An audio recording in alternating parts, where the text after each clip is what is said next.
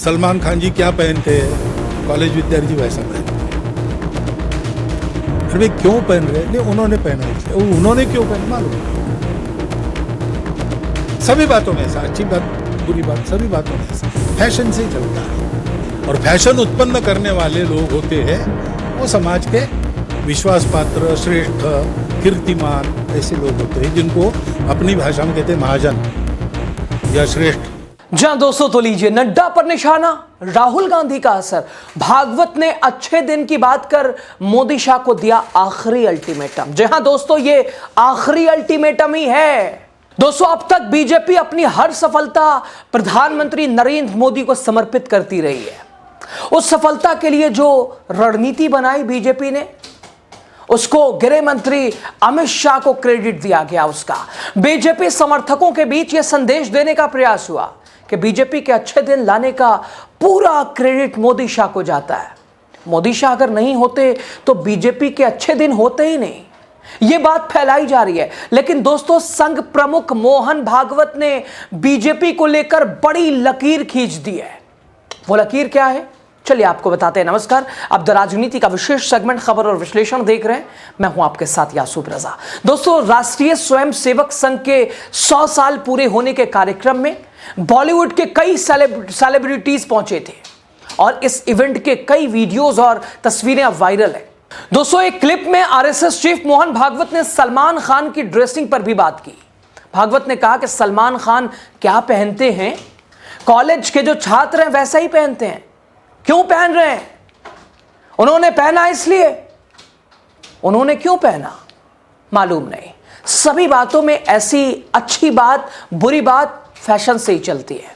Fashion उत्पन्न करने वाले लोग होते हैं और वो समाज के विश्वास पात्र, श्रेष्ठ, कीर्तिमान ऐसे लोग होते हैं।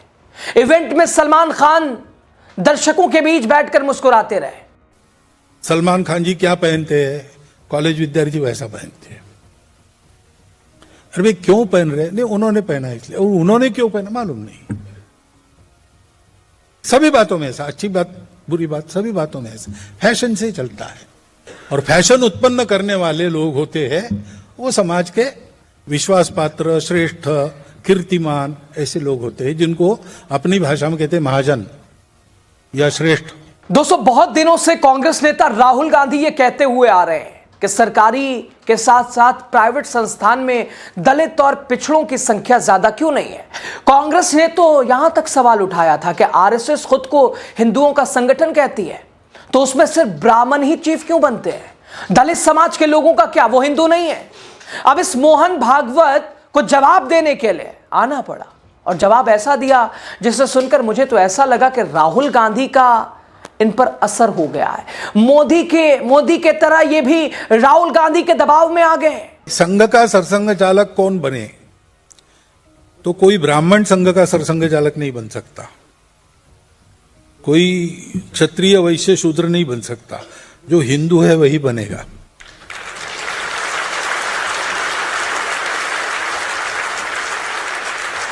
सरसंघ चालक वो SC ST है तो भी बन सकता है और कुछ है तो भी बन सकता है। ये देख के हमारे यहाँ कार्यकर्ता नियुक्त नहीं होते, क्योंकि हमारे यहाँ इतना प्रोपोर्शनल ऐसा नहीं है। जो काम करेगा वो होगा। पहले संघ छोटा था, एक ही बस्ती में संघ का काम शुरू हुआ। उस बस्ती वो ब्राह्मण बस्ती थी, तो पहले संघ के पदाधिकारी ऊपर से नीचे से सब ब्राह्मण रहते थे। तब लोग कहते कि ब्राह्मणों का संघ है। हम कहते थे नहीं है, वो लोग कहते ही थे, क्योंकि लोग यही देखते हैं अपनी कितने हैं। लेकिन अब संघ का काम बढ़ गया। हम तो जात पात में नहीं बढ़ाते, हम भौगोलिक क्षेत्र में बढ़ाते हैं। 10-10 हजार की बस्ती होती है शहरों में, हर बस्ती में काम होना चाहिए। 10-10, 12-12 गांवों का ग्रुप होता है, मंडल कहते हैं, हर मंडल में काम होना चाहिए। तो जैसे जियोग्राफिकली बढ़ते हैं तो सभी बस्तियां संपर्क में आती हैं, सभी जाति के लोग। तो आज आप देखेंगे तो अखिल भारतीय स्तर पर भी किसी एक जाति के लोग नहीं है, सब प्रकार के हैं, ऑल क्लासेस।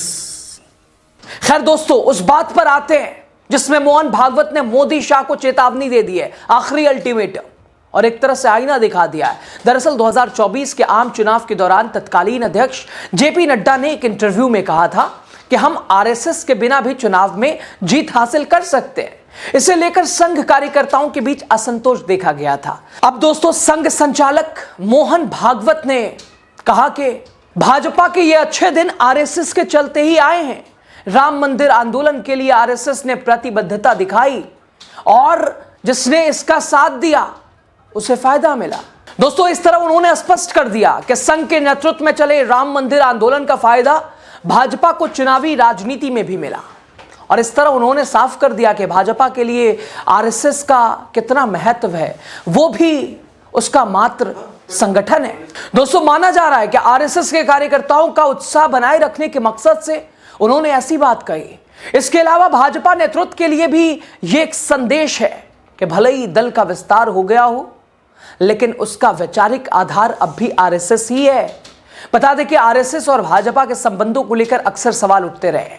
आरएसएस की ओर से भाजपा में किसी भी फैसले लेने के दावों को खारिज किया जाता रहा है। उसका कहना है कि हम संघ के कार्यकर्ता देते हैं, लेकिन उसके फैसले में हमारा कोई दखल नहीं रहता। प्रधानमंत्री नरेंद्र मोदी की एक अलग राजनीतिक पार्टी है भाजपा, उसमें बहुत से स्वयंसेवक हैं, लेकिन वो संघ की पार्टी नहीं है। उसमें स्वयंसेवक हैं और वो अपना काम करते हैं। आरएसएस के लोगों के पास कोई और काम करने के लिए समय नहीं होता। आरएसएस का एक ही काम है, संपूर्ण हिंदू समाज को एकजुट किया जाए। इसके अतिरिक्त हमें कोई और काम नहीं करना है। यानी दोस्तों, एक तरह से नड्डा पर निशाना, राहुल गांधी का दिख गया क्या असर। और भागवत ने अच्छे दिन को लेकर भी दे दिया अल्टीमेटम। दोस्तों, ये मान के चलिए, बिना आरएसएस के भारतीय जनता पार्टी चल नहीं पाएगी। मोहन भागवत बैठे हैं, पूरा संघ बैठा है, और ये चेतावनी आने वाले समय के लिए भी है। प्रधानमंत्री नरेंद्र मोदी के लिए सीधी चुनौती है, कैसे पार करेंगे, देखना दिलचस्प है। खैर, बहरहाल खबर पे आपकी राय। इस कार्यक्रम पर आरएसएस और बीजेपी साथ चलने न चलने को लेकर क्या है, बताइएगा आप जरूर। बहुत शुक्रिया, लास्ट तक आप बने रहे। तो जो भूल गए उनको एक डर लगता है कि हमको हिंदू कहेंगे तो हमारी पूजा चली जाएगी, लेकिन ऐसा बिल्कुल नहीं होगा। अन्य देशों में हुआ है, लेकिन हमारे देश में इस्लाम के आक्रमण के साथ मुसलमान आए। मुसलमान अब तक है, इस्लाम गया नहीं, उनका है, हमारे साथ है, चल रहा है। ईसाई आए, उनकी क्रिश्चियनिटी कायम है अभी। आपस में खुटखुट होती रहती है, कभी नीतियों को लेकर, कभी समाज की नीति को लेकर मतभेद होते रहते, झगड़े फिसाद भी होते, परंतु कभी देश टूटा ऐसा हुआ नहीं। एक ही बार टूटा जब हिंदू भाव का विस्मरण हुआ। हिंदू भाव को जब जो भूले आई विपद महान, भाई टूटे धरती खोई मिटे धर्म संस्थान। ये हमारा इतिहास है और ये हमारा वर्तमान है।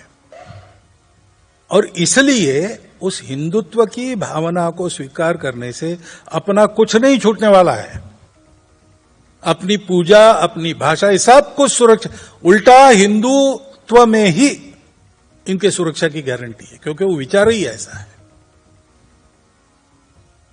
और इसलिए निशंक मन से हम ये स्वीकार करें कि पूजा से हम कोई है, भाषा से हम कोई है, किसी प्रांत के रहने वाले, किसी देव देवता की पूजा करने वाले, कुछ खान पान रीति रिवाज रखने वाले, शाकाहारी है या मांसाहारी, जो कुछ भी है, लेकिन हम समाज के नाते, राष्ट्र के नाते, संस्कृति के नाते एक है। उसको हम हिंदू कहते हैं।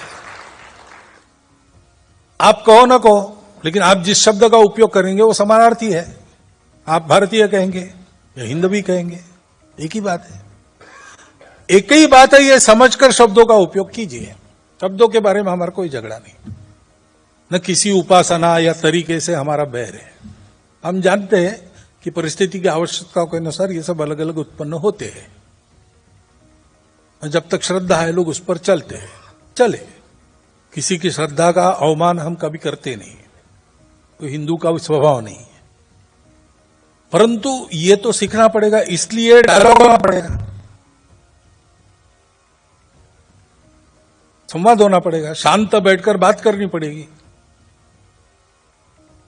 तुम्हारे मसले ये, हमारे मसले, ऐसे नहीं चलेगा।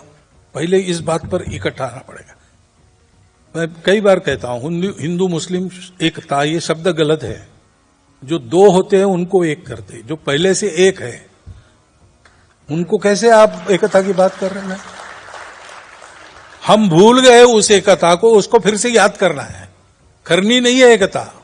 ये सब होने के बाद भी राष्ट्र के नाते हम एक थे, इसलिए अशफाक उल्लाह खान फांसी गए, इसलिए इब्राहिम खान गाजी भाऊ साहब पेशवा के साथ पानीपत में खप गए, शरण नहीं गए। ये क्यों हुआ? ये इसलिए हुआ कि उन लोगों ने समझा कि ठीक है, बाहर से पूजाई हमने स्वीकार की, अब हम उसको छोड़ नहीं सकते, आदत हो गई, ठीक है, लेकिन समाज के नाते हम कहां हैं, किस पक्ष में हैं? हम इधर हैं। एक उल्टा चक्का घुमाने वाला औरंगजेब था, एक कैप्टन औरंगजेब थे जिन्होंने बलिदान दिया इस बात के लिए। अब ये संवाद हमको करना पड़ेगा। है प्रवृत्तियां हैं, तो प्रवृत्तियां है तो अपने को बचाने रखने के लिए शक्ति भी चाहिए। कोई हमारा बिगाड़ ना सके कुछ, लेकिन हम शक्ति क्यों चाहते हैं? हमारी प्रार्थना में हम कहते अजय्यांच विश्वस्य देहीश शक्ति, यानी जो जिस शक्ति को कोई जीत न सके ऐसी शक्ति चाहिए। हमने ये नहीं कहा कि जिस शक्ति के आधार पर हम सबको जीत ले ऐसी शक्ति, ऐसा नहीं कहा हमने। हिंदू की प्रार्थना है, वो किसी को जीतना नहीं चाहता, वो सबको जोड़ना चाहता है, लेकिन साथ में उसको पता है कि दुनिया में दुष्ट लोग भी है, तो वो हमको जीत ले ऐसा ना हो। हम सही सलामत रहे, दुनिया को सलामत दुनिया बनाए। ये सारी बातें समझाने के लिए कुछ संवाद की पहल भी करनी पड़ेगी।